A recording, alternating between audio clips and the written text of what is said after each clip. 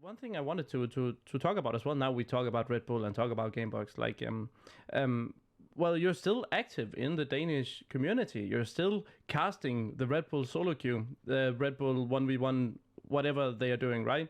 I mean, a stupid question, but maybe why are you still doing it?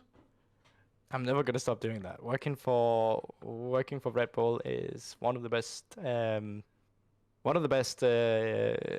people to work for. Well, I say people, it's a brand, right? Yeah. But it's one of the best brands to work for, and specifically because they don't always care about money. They're just making this event that by any means did not like Red Bull is a marketing company, right? They make red energy drinks, but their marketing is not through commercial. Their marketing is through events. Yeah. So that's part of their marketing budget, right?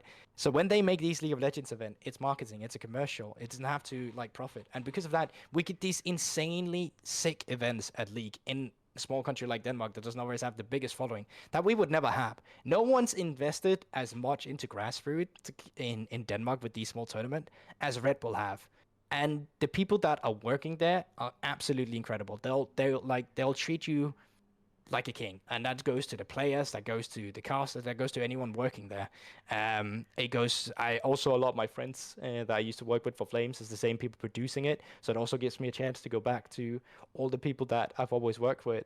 And then once again, most importantly, I get to go back to the Danish community, and I get to feel like I did back in the day. I get to talk Danish. I get to communicate with the players that I don't talk to a lot with anymore. And that's something I miss a lot. So going to an event like a LAN event like that, talking with the players, going out with the players, doing stuff there as well with people that are part of your community is just something I'm never going to stop doing. Like as long as Red Bull is producing something in Denmark, I'll be there to work for it every time. Yeah. And that's never going to stop. So you're still really invested in the Danish grassroots. 100%. Yeah. Can you maybe Denmark are really good at esports. That's a fact. Yeah. We don't have many who play League of Legends, though. We don't have many who play Dota 2. We have a lot that play Counter-Strike. But why are we so good? Like, we are so much better at League of Legends than comparatively at Counter-Strike at this point in time, right now at least.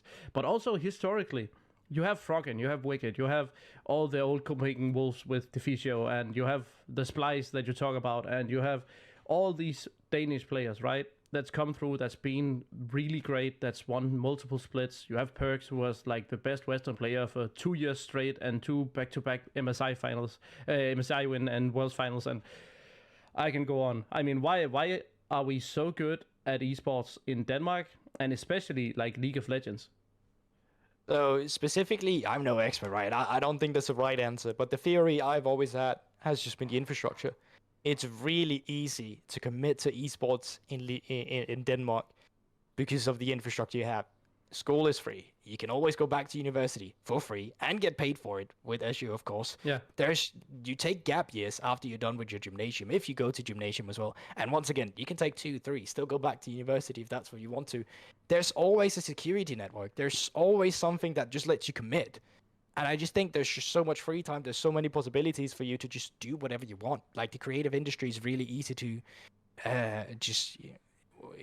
actually get your work done through. I've always said this, but I feel like I'm by no means like a crazy nationalist, but I genuinely think that Denmark is the best country to grow up in the world. I think everyone is supplied with, so many opportunities on an equal basis. I think everyone can do what they kind of just want to set themselves out to do.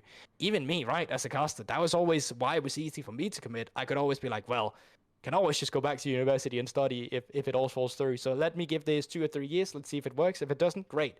And everyone has that possibilities. They could just say, all right, I'll give it 2 years. I'll work hard. If it works, it works. If it doesn't, great. I'm going back to university and I'm then just back into the normal world. That's at least my theory, why it's so easy for everyone to commit. Because you never have to worry about like anything falling through. You can always know that there's a security network. Even at the worst case scenarios, you got Contagion, and then you can just live on that. Like, it's exactly. Like it's just so easy to try and commit to your dreams. Yeah, but one thing is commitment, right? Another thing is talent. And we have had so much talent as well. I mean, it might be like impossible to explain why, but like maybe it's a combination of like maybe mediocre to decent talent and then the commitment, or like what do you think?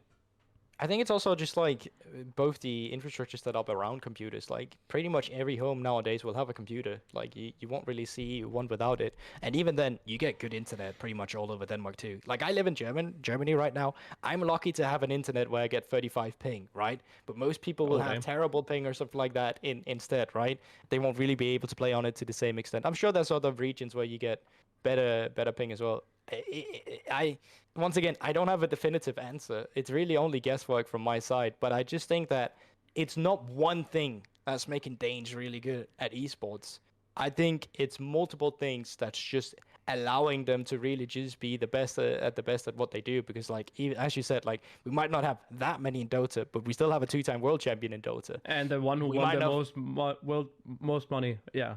Yeah, exactly. Exactly in esports. Yeah. We might not have a Dane completely on top in Counter-Strike right now. Even then we have Carrigan, who still won the major with FaZe, right? So there's like, even when it's not a full Danish lineup, there's still Danes involved in Counter-Strike and at the top at the same time. And Astralis, of course, for the longest time ever. Caps as well. There's probably, and Björksen in NA now as well, as like still some of the strong, long-standing members.